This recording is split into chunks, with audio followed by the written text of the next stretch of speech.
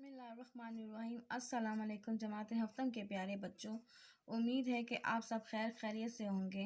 آپ سب کو اردو کی آن لائن جماعت میں خوش آمدید کہا جاتا ہے۔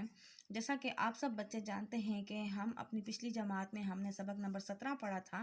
سبق نمبر 17 سبق کا عنوان تھا پھلوں کا بادشاہ آم۔ سبق نمبر 17 سبق کا عنوان تھا پھلوں کا بادشاہ آم، جس کے تدریسی مقاصد تھے قدرت کی ایک نعمت آم کی خصوصیات اور اہمیت سے بچوں کو آگاہ کرنا، آم کی مختلف اقسام سے طلبہ کو روشناس کروانا۔ تو آئیے آج کا سبق شروع کرتے ہیں۔ جیسے کہ ہم پہلے صفحہ نمبر 40 پڑھ رہے تھے، لیکن صفحہ نمبر 40 پہ ہم آخری پیراگراف چھوڑ چکے تھے۔ آج ہم وہیں سے ہم پڑھیں گے اپنا سبق۔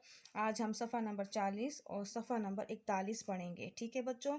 تو ابھی تک پچھلے سبق میں آپ لوگوں نے پھلوں کے اقسام اور پھلوں کے باغات کے بارے میں پڑھا تھا کہ پھلوں کی کون کون سی اقسام ہیں، ان کے نام جانے تھے، اور اس کے علاوہ ان علاقوں کے بارے میں جانا تھا جہاں پہ پھلوں کی اچھی مقدار پیدا ہوتی ہے، اور یہ جانا تھا کہ آم سے ہمیں کون کون سی غذائیت حاصل ہوتی ہے اور آم ہمارے لیے کس طرح فائدہ مند ہے، اور یہ جانا تھا کہ آم کو ہم دوسرے بیرون ملک بھی بھیجتے ہیں۔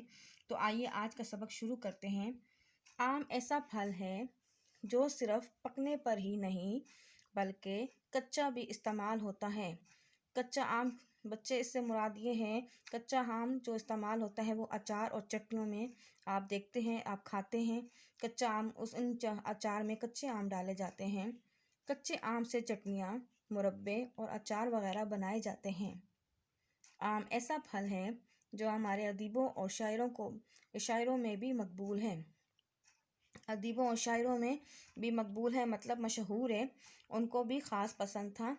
خاص طور پر مرزا غالب کی آموں سے رغبت بہت مشہور ہے۔ اچھا، آپ جیسا کہ جانتے ہیں کہ مرزا غالب جو تھے وہ آموں کے رسیا تھے، دیوانے تھے، آم بے انتہا کھاتے تھے۔ یہاں بھی بتایا جا رہا ہے کہ مرزا غالب جو تھے آموں کے بہت زیادہ شوقین تھے، ان کو کھانے میں آم بہت پسند تھے۔ الطاف حسین حالی نے اپنی کتاب یادگار غالب میں مرزا غالب کی آم سے رغبت کا ذکر کیا ہے۔ وہ لکھتے ہیں، غور سے سنیے، آم ان کو نہایت مرغوب تھا۔ آموں کی فصل میں ان کے دوست دور دور سے ان کے لیے عمدہ آم بیچتے تھے۔ عمدہ مطلب قیمتی آم جو ہوتے ہیں، اور خود اپنے بعض دوستوں سے تقاضا کر کے آم منگواتے تھے۔ تقاضا، جب ان سے کوئی پوچھتا تھا تحفہ وغیرہ تو وہ تحفے میں اپنے لیے آم منگواتے تھے، یا کبھی کبھار پیسے دے کر بھی منگواتے تھے۔ مرزا کی نیت آموں سے کسی طرح سیر نہیں ہوتی تھی، مطلب ان کا جی نہیں بڑھتا تھا۔ اہل شہر تحفہ بیچتے تھے، یعنی شہر کے لوگ جو مرزا کے لیے تحفہ بیچتے تھے، یا ان کے دوست یار یا ان کے رشتہ دار خود بازار سے منگواتے تھے، خود بازار سے بھی لے کر آتے تھے یا منگواتے تھے۔ باہر سے دور دور کر آم بطور سوغات کے آتا تھا۔ دور دور سے علاقوں سے بھی ان کے لیے سوغات کے طور پہ آم جو تھا تحفے کے طور پہ آتا تھا، مگر حضرت کا جی نہیں بھرتا تھا، مطلب وہ آم کے اتنے شوقین تھے کہ ان کا دل نہیں بھرتا تھا۔ ایک صحبت میں مولانا فضل الحق اور مرزا اور دیگر احباب جمع تھے، اور آم کی نسبت پر شخص اپنی اپنی رائے بیان کر رہا تھا۔ کہتے ہیں ایک محفل میں مولانا فضل حق اور مرزا دونوں کٹھے بیٹھے ہوئے تھے اور آم کے بارے میں بحث کر رہے تھے۔ ہر شاعر اپنی اپنی رائے دے رہا تھا، اس میں کیا کیا خوبیاں ہونی چاہیے۔ جب سب لوگ اپنی اپنی کہہ چکے تو مولانا فضل حق نے مرزا سے کہا، بچے غور سے سنیں کہ انہوں نے کیا کہا، کہ تم بھی اپنی رائے بیان کرو۔ مرزا صاحب نے کہا، بھائی میرے نزدیک تو آم میں صرف 2 باتیں ہونی چاہیے، میٹھا اور بہت ہو۔ مرزا کا کیا رائے تھی؟ مرزا کی یہ رائے تھی کہ آم میٹھا اور بہت ہونا چاہیے۔ اگلا پیرا دیکھیں۔ ایک روز بہادر شاہ ظفر آموں کے موسم میں چند مصاحبوں کے ساتھ، جن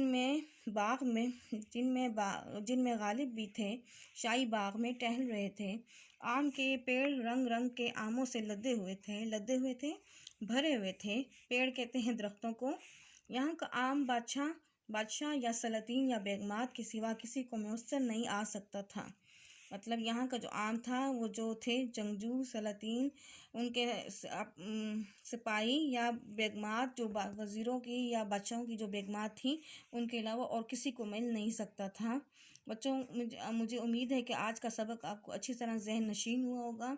تو آئندہ کے لیے اجازت چاہتے ہیں، دوبارہ اگلی جماعت میں ملیں گے۔ گھروں میں رہیے، اپنا خیال رکھیے، اللہ حافظ۔